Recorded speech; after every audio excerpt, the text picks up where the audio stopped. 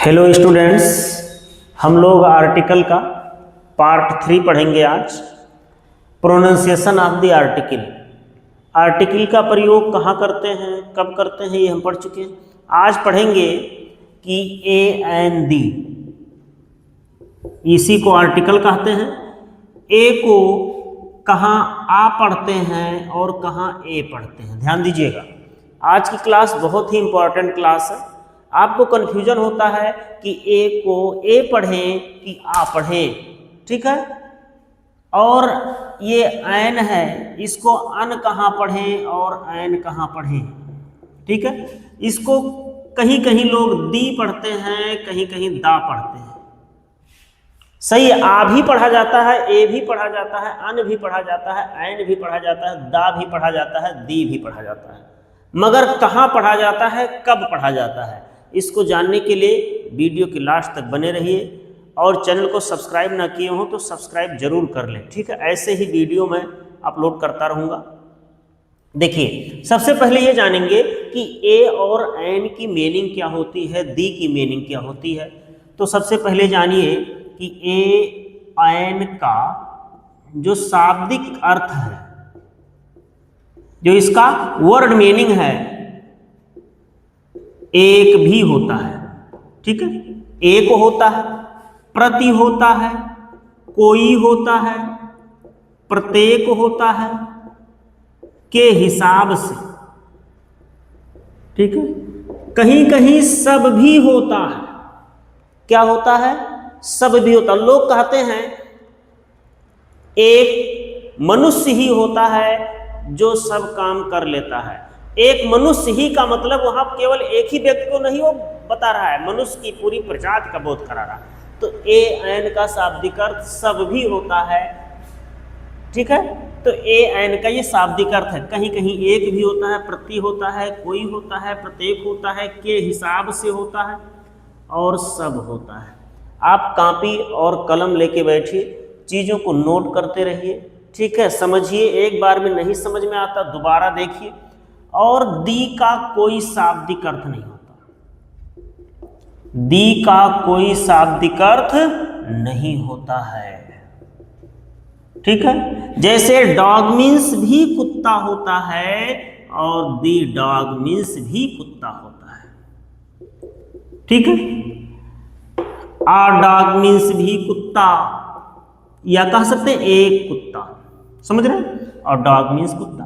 तो ए ऐन का शाब्दिक अर्थ एक, प्रति, कोई, प्रत्येक, के हिसाब से सब होता है। और दी का कोई शाब्दिक अर्थ नहीं होता, ठीक है। ये चीज आपको समझ में आया। अब देखिए,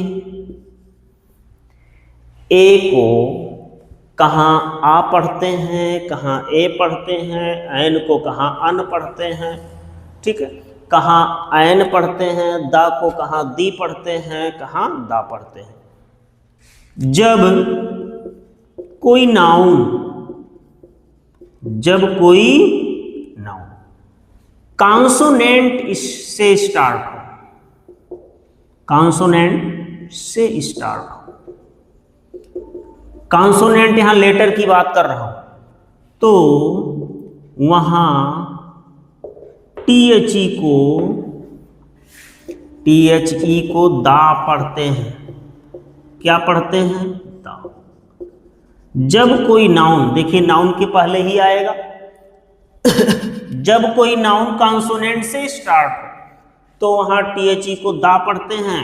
और यदि कोई नाउन वावेल स्टार्टिंग हो, यानी कि वावेल से स्टार्ट हो, वावेल से स्टार्ट हो, तो वहां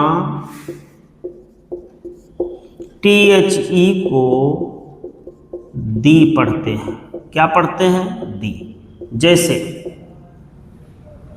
दी एप्पल, ध्यान दीजिएगा। एप्पल आपका वावेल स्टार्टिंग नाउन है, वावेल पहला अक्षर वावेल है, तो यहां पे दी एप्पल पढ़ेंगे। क्या पढ़ेंगे? दी एप्पल। मगर बॉल, बी आपका कॉन्सोनेंट है, तो यहां पे दा बाल पढ़ेंगे। क्या पढ़ेंगे? दा बाल। अब आपको समझ में आया होगा कि कहाँ दी पढ़ेंगे, कहाँ दा पढ़ेंगे। अगर कोई नाउन वावेल से स्टार्ट हो रहा है तो THE को दी पढ़िए, अगर कोई नाउन कॉन्सोनेंट से स्टार्ट हो रहा है तो THE को दा पढ़िए। जैसे द एप्पल और द बाल। ठीक है, ये नोट कर लिए होंगे, समझ लिए होंगे। एक चीज और, जब नाउन पर विशेष जोर डालना हो, विशेष का मतलब नाउन को हम एकदम से बताना चाह रहे हैं, उसको विशेष महत्व दे रहे हैं। जब नाउन पर विशेष जोर डालना हो तब THE को दी पढ़ते हैं, तब THE को क्या पढ़ते हैं? दी। चाहे वो वावेल से स्टार्ट हो, चाहे वो नाउन से, चाहे वह नाउन वावेल स्टार्टिंग हो, वावेल स्टार्टिंग हो या कॉन्सोनेंट स्टार्टिंग हो, इससे वहां हमें मतलब नहीं है। कॉन्सोनेंट स्टार्टिंग हो, ठीक है, उसको हम वहां विशेष बताना चाह रहे हैं, विशेष महत्व देना चाह रहे हैं, तो वहां पर THE को हम दी ही पढ़ेंगे, चाहे वो आपका वावेल हो, चाहे जैसे बॉल, बॉल यहाँ पे लिखा हुआ है, इसको हम विशेष महत्व देना चाह रहे हैं तो दी बाल कहेंगे। क्या कहेंगे? दी बाल। अन्यथा सामान्य से अर्थों में दा बाल बोलेंगे और इसको दी एप्पल बोलेंगे। तो समझ में आया कहाँ दी पढ़ेंगे, कहाँ दा पढ़ेंगे। अब ए को कहाँ आ पढ़ते हैं, कहाँ ए पढ़ते हैं, ऐन को कहाँ अन पढ़ते हैं, कहाँ ऐन पढ़ते हैं, ये देखिए।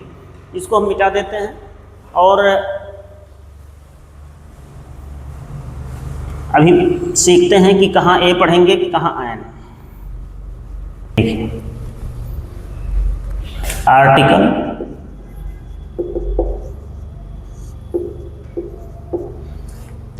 बिग फार्म और स्ट्रॉन्ग फार्म। ठीक है, बिग फार्म और strong farm. A N the. Big farm आ बोलते हैं, क्या बोलते हैं? आ। ठीक है, स्ट्रॉन्ग फार्म एन, क्या बोलेंगे? एन,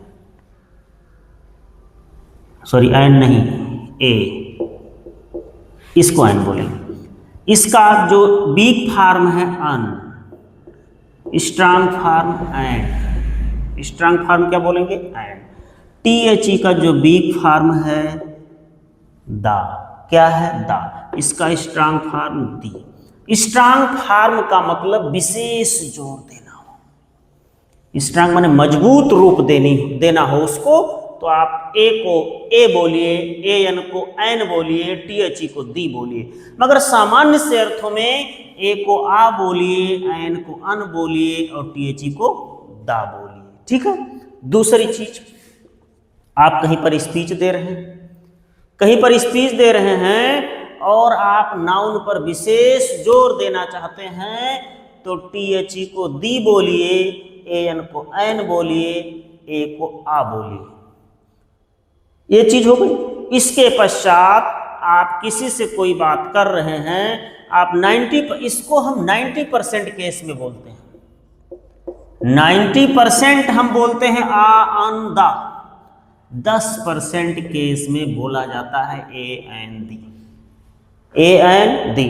जैसे मैं अपनी बात किसी से कह रहा हूं, वो नहीं समझ पा रहा है, मैं बोला हूं आई हैव अ पेन, वो नहीं समझ पा रहा है, तब भी आप बोल दीजिए आई हैव अ पेन। क्या बोल दीजिए? I have a pen. ठीक है। तो ज्यादातर आप इन्हीं का उच्चारण करेंगे, आ अन और दा का। ठीक है। दूसरी चीज, a an, a an adjective one, one का वीक फार्म है, वीक फार्म है।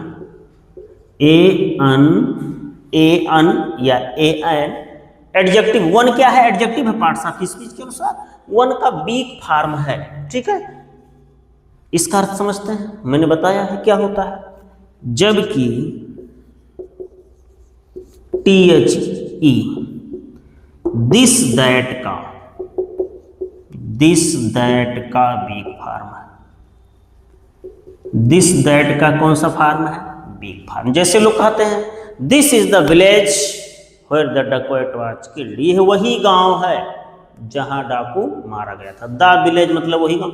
तो दिस दैट का ये बिग फार्म है दी, और वन का बिग फार्म है ए। जैसे आई हैव अ पेन, मेरे पास एक कलम है या मेरे पास कलम है, आप कह सकते हैं, ठीक है।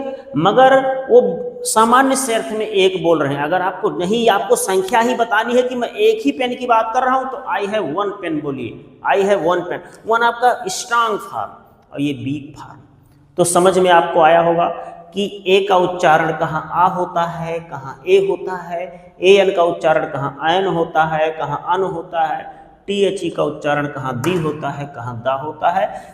इन शब्दों का उच्चारण 90% केस में आ, आन और दा ही करते हैं, 10% केस में ए, एन और दी करते हैं। हमें उम्मीद है आपको समझ में आया होगा। ऐसे ही वीडियो देखने के लिए चैनल को लाइक करें, सब्सक्राइब करें और शेयर भी करें। धन्यवाद। कमेंट भी किया करें आप लोग, मुझे अच्छा लगेगा जब आप